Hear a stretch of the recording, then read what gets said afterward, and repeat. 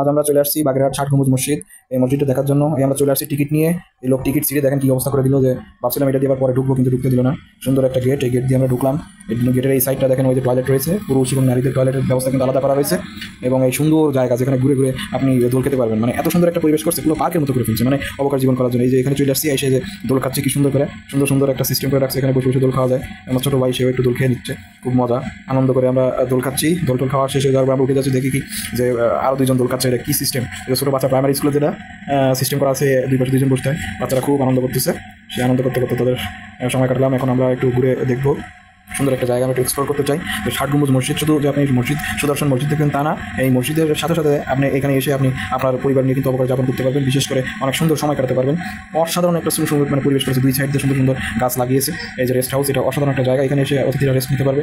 এই যে কি সুন্দর একটা জায়গা, এই জায়গা আসলে না গেলে বোঝা যায় না কত আনন্দের, কত সুন্দর একটা পরিবেশ।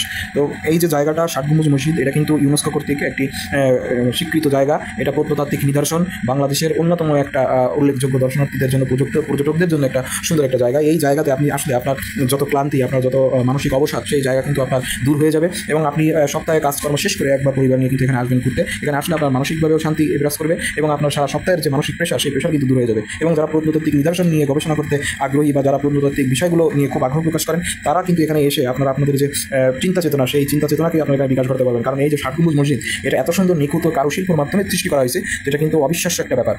যে কীভাবে কতগুলা গম্বুজ এবং কীভাবে এই পাথর কেটে কি সুন্দর একটা মানে পদ্ধতির মধ্যে দিয়ে তৈরি করা হয়েছে। তো আমরা আরও ভিতরে যাবো, ভিতরে যাচ্ছি আমরা। এই যে হাত কাটতে, হাতে একটু পানি রয়েছে এবং একটা মামলা কাগজপত্র রয়েছে। মূলত আমরা আসছিলাম কোর্টের আমাদের কাজটা শেষ করে, বাগেরহাটের কোর্টের কাজটা শেষ করে আমরা কিন্তু ঘুরতে বের হয়েছি। এই যে কি সুন্দর একটা গেট, মানে সম্পূর্ণ গেটটা কিন্তু প্রাকৃতিক যে উপায়, সেই উপায় কিন্তু বানানো হয়েছে। সুন্দর সুন্দর গাছ কিন্তু এখানে দেখা যাচ্ছে, দেখেন কি মনোরম পরিবেশ, দুই পাশ দিয়ে গাছগুলো কেটে কি সুন্দর করে রাস্তা তৈরি করেছে, অসাধারণ একটা রাস্তা।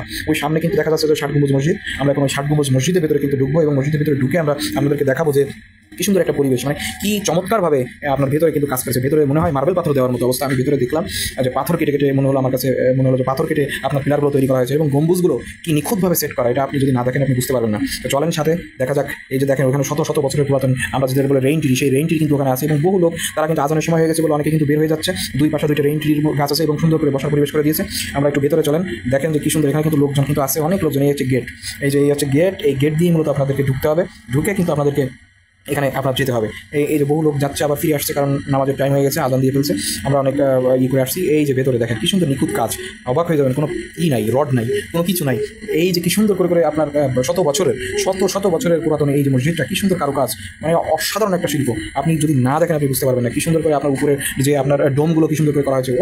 অসাধারণ একটা মানে শৈল্পিক কাজ এটা। এই যে জিনিসটা দেখছেন, এটা সম্পূর্ণ পাথরের, এবং এতে কোনো আপনার নাই, ভেতরে কোনো রডটার কিছু নাই। এগুলো একেবারে একটা বড় বড় পাথর কেটে কিন্তু বানানো হয়েছে, বড় বড় পাথর কেটে সেট করা হয়েছে। কত বুদ্ধির কাজ, মানে এখানে আপনার নিখুঁত একটা আপনার কার্যশৈলী কিন্তু এখানে আছে। তো আমরা শেষ করেই চলে আসছি বাইরে।